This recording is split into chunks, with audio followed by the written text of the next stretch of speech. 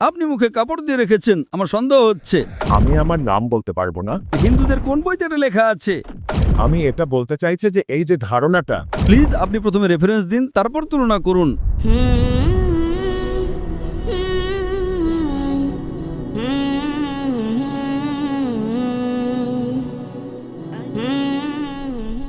আমি আমার নাম বলতে পারবো না, কিন্তু আপনাকে একটা কথা বলতে চাই।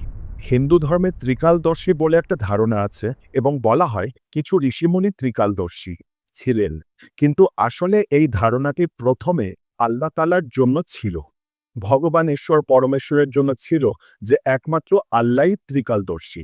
আপনি মুসলমান না অমুসলিম? অমুসলিম। আপনি কি হিন্দু?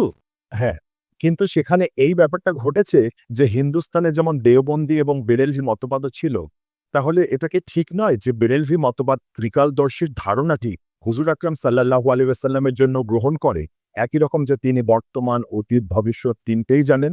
অথচ এই ধারণাটা ঠিক একই জিনিস যা হিন্দু সুফিরা বলতেন। এবং এখনো এমন কিছু লোক আছে যারা হযরত আলীর জন্য এটা বলে, এবং কিছু লোক আছে যারা বিভিন্ন সাধু সন্তদের জন্য বলে যে তারা ত্রিকালদর্শী। ভাই সাহেব, এই যে ত্রিকালদর্শীর কথা আপনি বলছেন, কোনো হিন্দু গ্রন্থে এর উল্লেখ আছে? বেদে আছে? আপনি কি আমাকে একটু রেফারেন্স দেবেন? বেদে আছে নাকি উপনিষদে আছে, নাকি ভগবদ্গীতায় আছে, নাকি মহাভারতে আছে? এই ত্রিকালদর্শী কোথায় আছে? আপনি কি জানেন কোথায় আছে? না।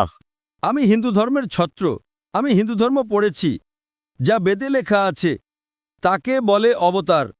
এই ত্রিকালদর্শী নিয়ে আপনি বলছেন বেরেলভিরা বলে, এটা আপনি কোথা থেকে নিয়ে আসছেন?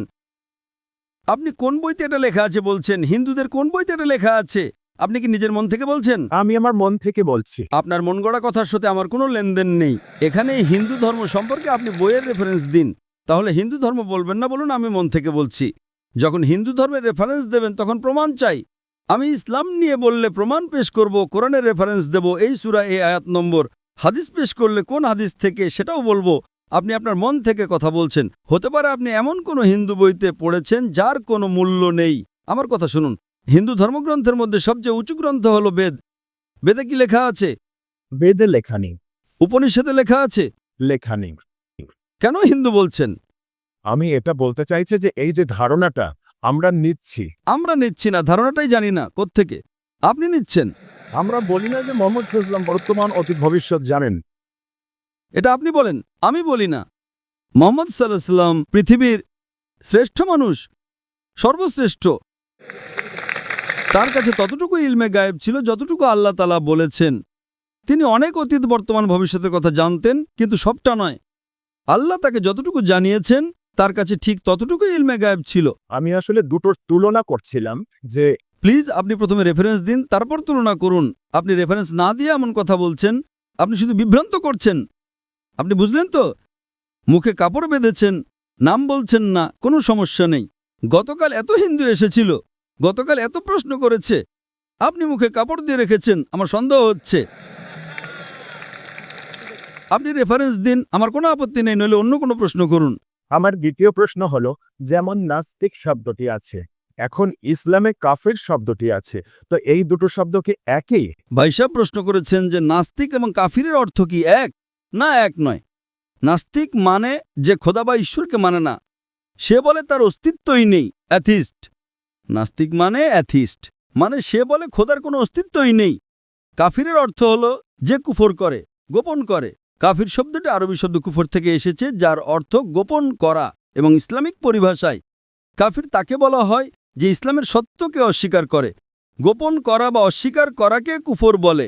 যদি কেউ আল্লাহ সুবহানাহু ওয়া তাআলা বা আল্লাহর আদেশ নিষেধ না মানে এবং অস্বীকার করে, তাকে আমরা কাফির বলি। তো কাফির নাস্তিক হতেও পারে, নাও পারে। এই দুটো শব্দ আলাদা, কিন্তু নাস্তিক মানে যে খোদাকে মানে না।